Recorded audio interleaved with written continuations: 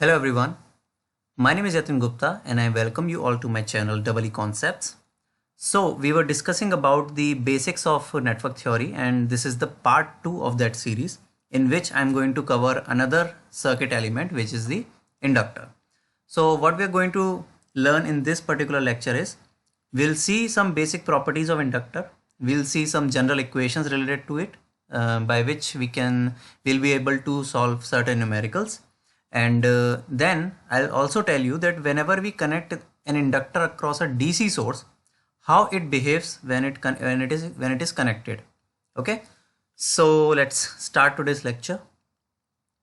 If I go by the definition, then if the terminal voltage across an element is proportional to the derivative of current with respect to time, then the element is called inductor. I already told you that if I want to find out that what type of circuit element it is, I will directly look at the IV characteristic.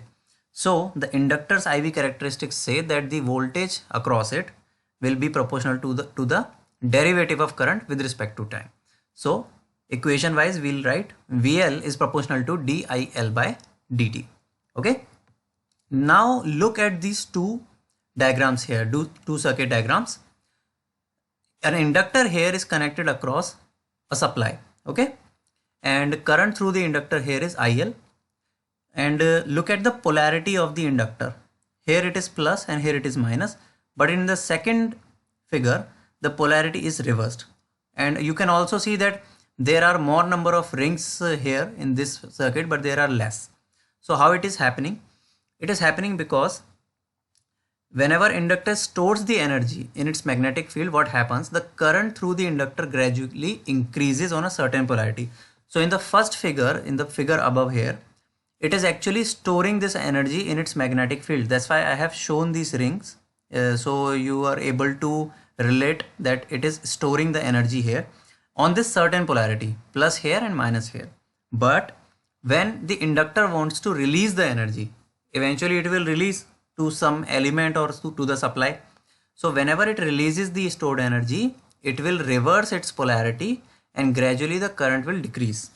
So what will happen? Always in inductor, whenever it wants to release the energy, it will suddenly change its polarity from plus minus to minus and plus, and the current direction will remain the same. Current direction cannot change suddenly. Okay, this current direction will remain the same, but what will happen? The value of this current will gradually go down. As you can see here, there are less number of rings here than this, so it shows that it is releasing the energy with this certain polarity. And the sudden change of current is not possible through an inductor. So if I say that if I want to change the value of current from 0 to 5 amperes or 10 amperes suddenly, that means I don't want to give it any time. So this cannot happen in case of inductor. You cannot change the current suddenly. Okay. All right. I will also explain this why this cannot happen. But before that, let us look at some important equations related to inductance. And so the value of inductance is given by L equal to N square mu A by L. Mu is the permeability, N is the number of turns, and A is the cross section area. As we have resistance, similarly we also have a inductive reactance XL. Okay, so XL is equal to omega times of L. And we also say that the voltage across this inductor is proportional to the rate of change of flux linkage. Okay, and that is equal to dLi by dt. Now if I differentiate this term here, then it will be differentiated like this. We'll leave L and we'll differentiate I with respect to time, and then we again take this and we'll leave I and we'll differentiate L with respect to time. Now if I say that the inductance of this particular inductor is constant, so the differentiation of a constant term will be 0. So this whole dl by dt will become 0 and VL will come out as L di by dt. This is the main formula. And if I want to find out that how much is the energy stored in the inductor is, so the formula for that is W equals to half Li square or half psi into I or half psi square by L. So these are a few important equations that you're going to need while solving the numericals. Now let us come to the properties of the inductor. So the first basic property is that in an ideal inductor, the power dissipation is zero because internal resistance of ideal inductor is zero. I have already told you that the power can only be dissipated inside a resistance. Okay, but if the inductor is ideal, the resistance, the internal resistance of that inductor is zero, so the power dissipation is not possible. And if I talk about the power, then it is equal to S equals to P plus JQ, where P is corresponding to the active power and Q is corresponding to the reactive power. So whatever energy that is stored in the inductor will be added into this Q part, okay, not in the P part.